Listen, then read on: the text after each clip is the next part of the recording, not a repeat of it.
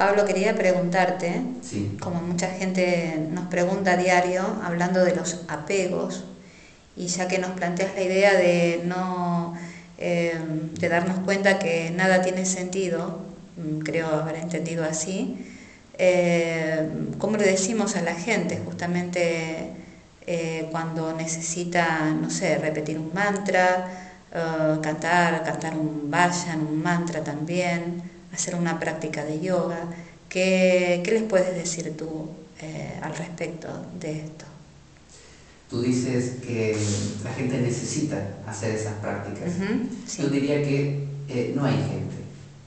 El concepto de que hay gente ahí es un concepto que hemos absorbido y en el cual hemos creído. Y desde el momento en que creímos en ese concepto se ha vuelto una realidad.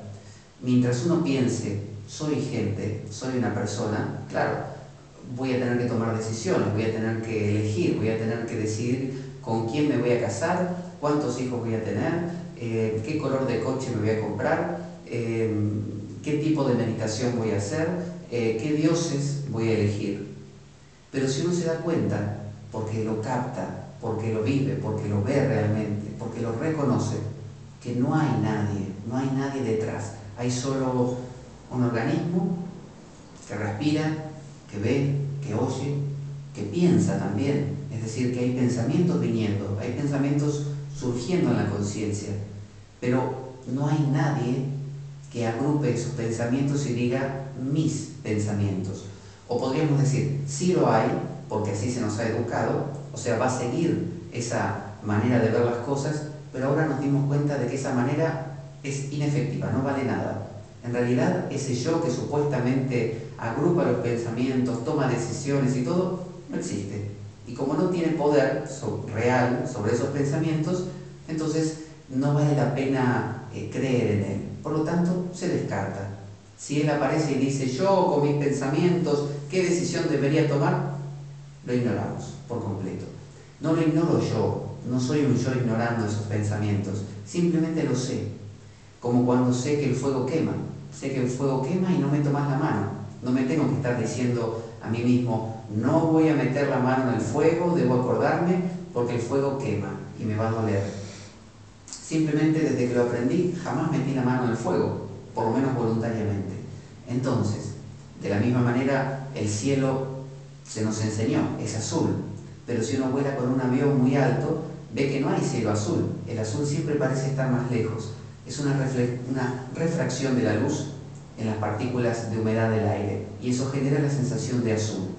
Entonces, cuando uno dice, hay gente que tiene la necesidad de practicar ciertas técnicas, no hay ninguna gente que tenga esa necesidad. Simplemente se nos ha hecho creer que eso es así y por eso intentamos, diría yo, no hacemos, intentamos, porque esos miles, miríadas de yoes que están intentando practicar una técnica o hacer esto o lo otro, en realidad jamás lo están haciendo.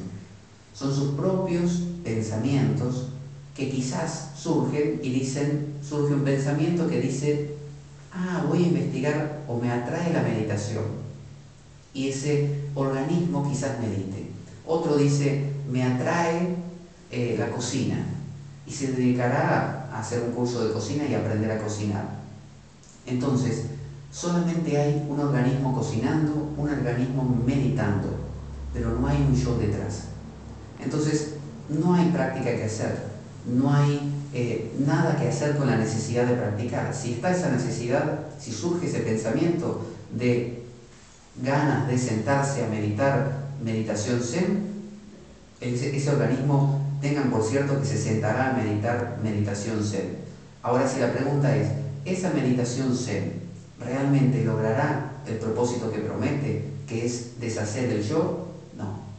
Porque esa meditación zen, mientras sea gestada por un yo, mientras haya un yo queriendo lograr un resultado a través de ella, perpetuará su dolor, porque sentirá la frustración de no alcanzarlo, porque la mente jamás puede alcanzar lo que está más allá de la mente. El pensamiento jamás puede encontrar su fuente. Y la paradoja es que la fuente siempre está ahí. Es decir, yo en este momento veo, oigo, hay pensamientos surgiendo. ¿Quién es el que atestigua todo esto? ¿Quién es el que hay, si quisiéramos llamarlo de alguna manera, aquí percibiendo todo esto?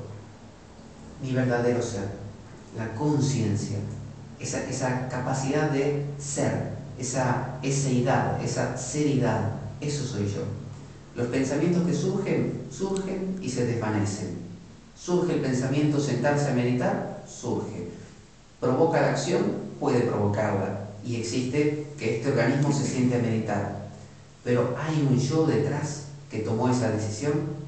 Jamás. Ese yo simplemente es una creación abstracta. Es una idea que nuestra sociedad ha engordado en nosotros hasta el punto que nos parece que todo lo que hacemos, lo hacemos nosotros. Y ahí causamos dolor. Entonces, no hay pregunta acerca de qué técnica tengo que practicar, porque no hay ningún lugar al que llegar. Entonces es contradictorio con lo que usted dice con respecto al Tantra, porque ¿cómo podemos hacer un ritual después de este razonamiento que usted nos plantea? Es contradictorio, totalmente contradictorio. Y así es el pensamiento.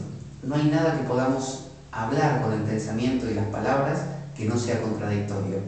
Cuando hablamos de la no dualidad, podemos hablar en este nivel puro y decir, no hay un yo, no hay necesidad de prácticas.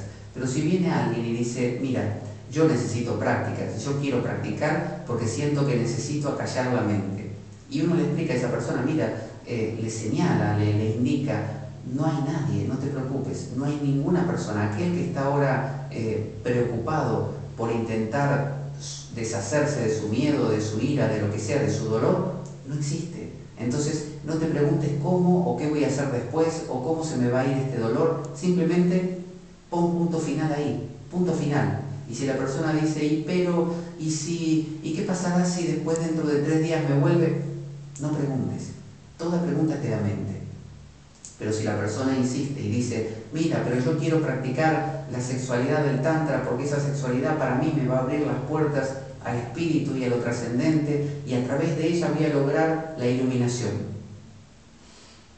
Entonces uno le advierte, mira, las prácticas del Tantra, como puede ser la astrología también, o el libro tibetano, o cualquier práctica que uno asuma y enfoque, todas ellas lo único que van a lograr es equilibrar la mente. Es decir, que los pensamientos funcionen más tranquilos, que la visión de la vida sea más armoniosa, o sea, traen a la vida de esa persona un poco más de tranquilidad.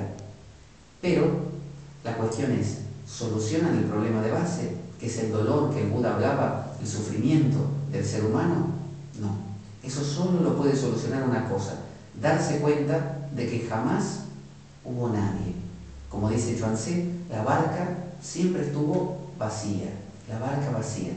Lo que pasa que, lo que tú dices, Subhasi, esta paradoja, tiene que ver con que la contradicción, con que muchas veces, como cuando sucede en el jardín de infantes, donde los arbolitos, donde hay que enseñarle a los niños pequeños las cosas de una manera diferente y adaptada, y cuando crecen a veces se les explica que aquello que se les enseñó no era tan así, sino que hay algo más. Entonces siempre ha habido eso de distintos niveles, que tiene que ver con el buscador. El que se acerca a buscar a veces reclama un nivel y no quiere oír ninguna otra cosa, por más que uno le señala. Entonces uno simplemente le dice, mira, te voy a dar lo que pides, pero te cuento o te advierto, no te va a dar la iluminación. Lo único que va a hacer es cierta mejora en tu vida, lo cual es muy útil, obviamente.